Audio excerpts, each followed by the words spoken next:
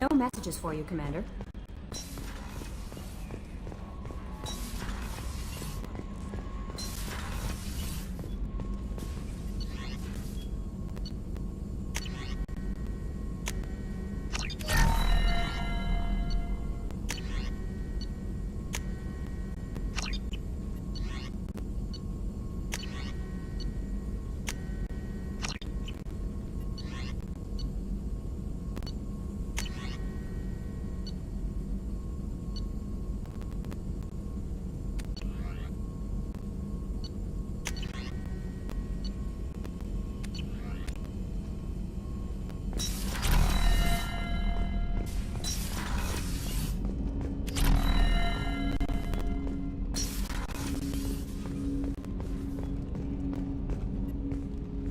Commander, can I help you with something? I'm more interested in just talking for a bit. Sounds good. I could use some downtime. There's always something, right? The way some people talk, we may as well be dead already. Hard for the crew to relax on this kind of job. No kidding. The next Normandy gets a lounge. They better not need to do this again. Rebuilding everything was a pain in the ass. I can verify that. Yeah, I bet you can. I doubt they'll front the money to stitch me back together if we screw it up. It's a hell of a job, isn't it, Shepard? Being the good guys. Wouldn't be the high road if it was easy. You've got to figure if all the people hoping we'd win stood up, the collectors would have a much bigger fight on their hands. Claws, whatever. I bet we have a lot more friends once we win. Hope we live to see it. I hear that. Anyway, I need to get back to work. Good talking to you.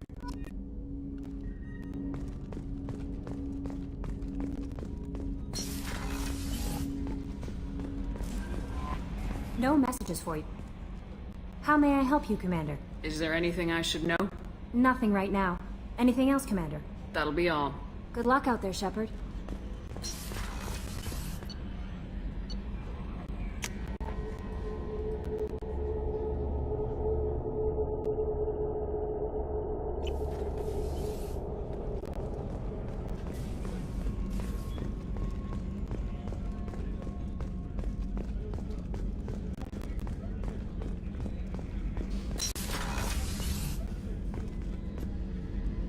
Thanks again, Shepard. Taking the time to help me with my sister. I couldn't have reached Oriana in time without your help.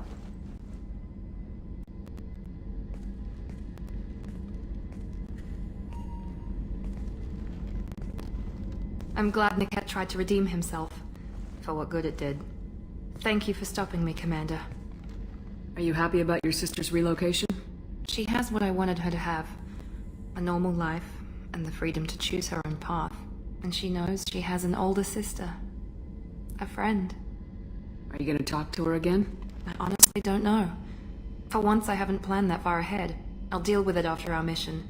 I have to stay focused, and she needs time to adjust to her new home. You never told me what you talked about. I introduced myself. Her family was shocked. She adjusted quickly, of course. She's as smart as I am. She plays the violin, loves the Adagio movement of Nielsen's Fifth, just like I do. She wants to work in colony development. Told a joke about it. She's really funny, something we don't share. Let me know if I can do anything else. I think I got it from here. My father has no chance at finding her family in their new location. But thank you, Commander. My sister is safe again thanks in large part to you. I won't forget that.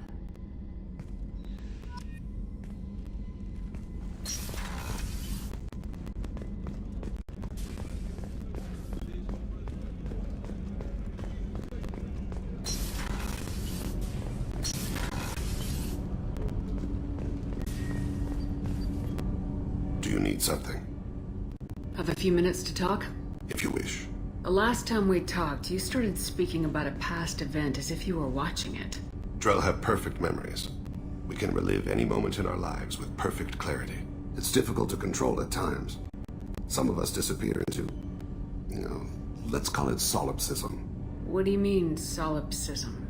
When a memory feels as real as life, it's as valid as life. Thinking about a moment brings back the smell of cut grass, the warmth of another's hand on yours, the taste of another's tongue in your mouth.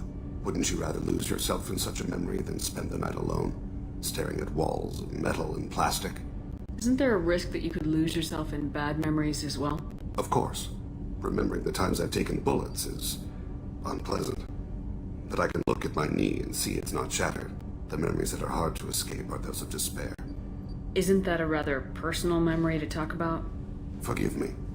Lately I've spent a great deal of time reviewing my life. I didn't mean to make you uncomfortable.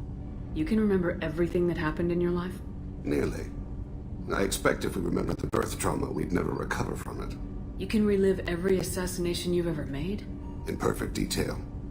Every mistake I made. Every target's last breath.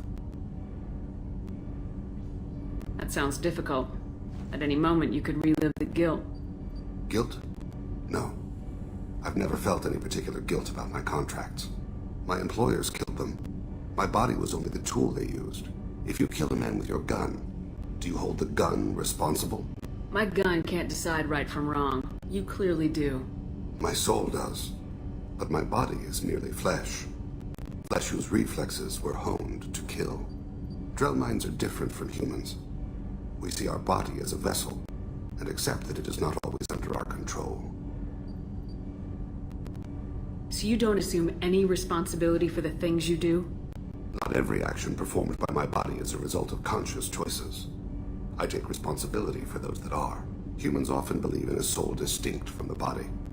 A spirit responsible for moral reasoning that lives on after the body's death. Our belief is just a bit more literal. The last time we talked, you remembered one of your assassinations. Something about sunset-colored eyes? That time. Laser dot trembles on the skull. Spice on the spring wind. Sunset eyes, defiant the scope. A bystander noticed my spotting laser and threw herself between me and the target. She couldn't see me, but she stared me down. It was odd that you just blurted that out. Just another vivid Drell memory? No. She was a vivid person. Did you take the shot? Not that day. The last time we talked, you remembered one of your assassinations. That time. A bystander noticed my spotting laser and threw herself between me and the target. She couldn't see me, but she stared me down. I should get back to my duties. Shepard, I appreciate these chats we have.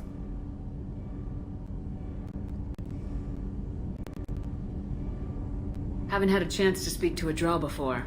It's been fascinating. I doubt many humans have. There are only a few 100,000 of us left after all. I won't keep you.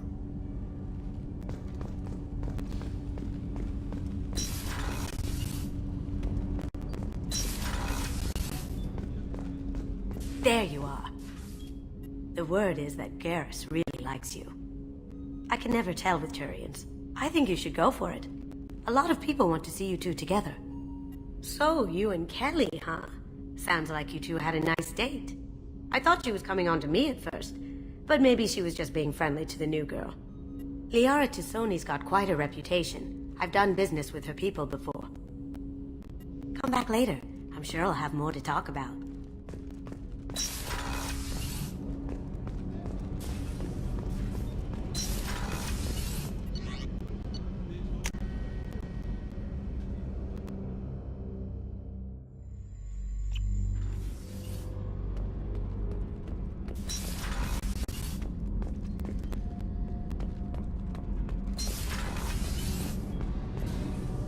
Shepard, what can I do for you?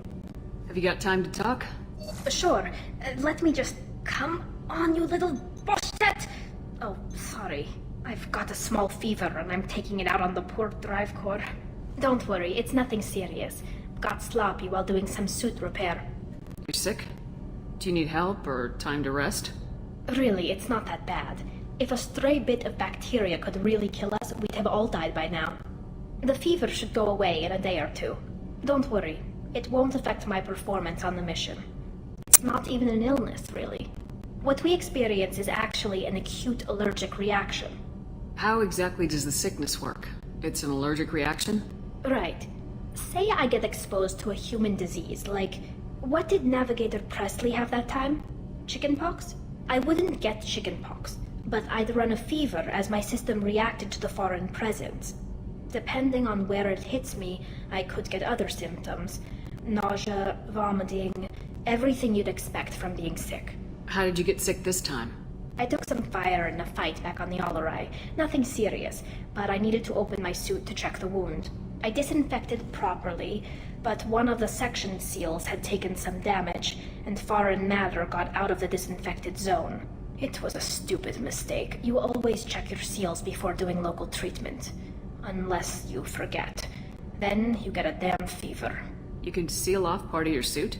Right. Like dropping emergency doors on a ship during a hull breach. It won't stop an infection that gets into my bloodstream, but it prevents a surface infection from spreading. Were your immune system stronger before the Geth drove you from your homeworld? Not as strong as those of most races, definitely. I'm not a biologist, but there's a theory about it. Because our planet lacked insect life, plants developed symbiotic relationships with large animals to spread seeds or pollen.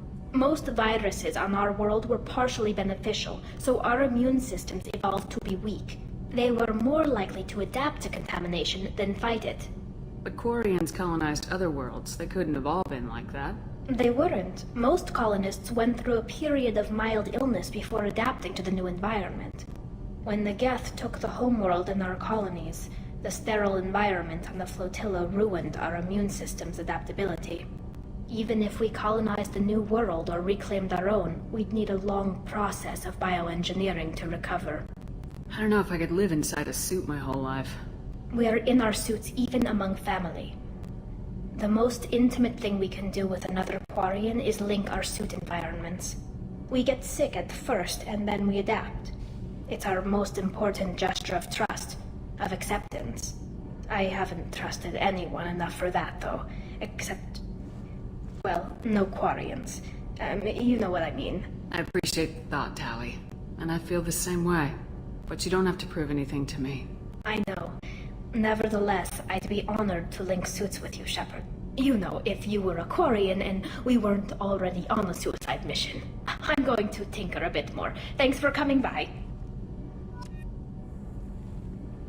So, Gabby, what do you think of our new Quarian boss? Hush, she's right over there. Ah, she can't hear us with her head in that bucket. Don't get me wrong, it's a beautiful bucket. The whole suit is lovely, quite snug in all the right places. You know I can hear you. Ha!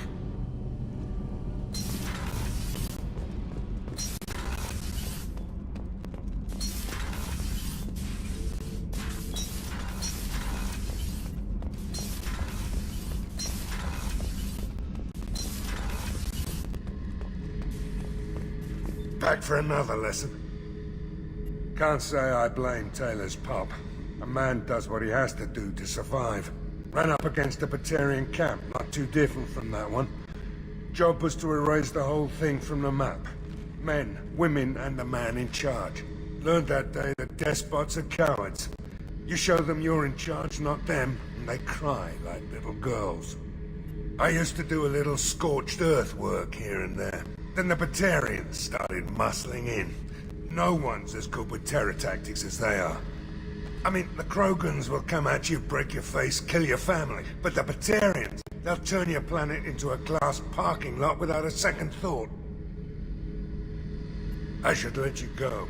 Talk more later, Shepard.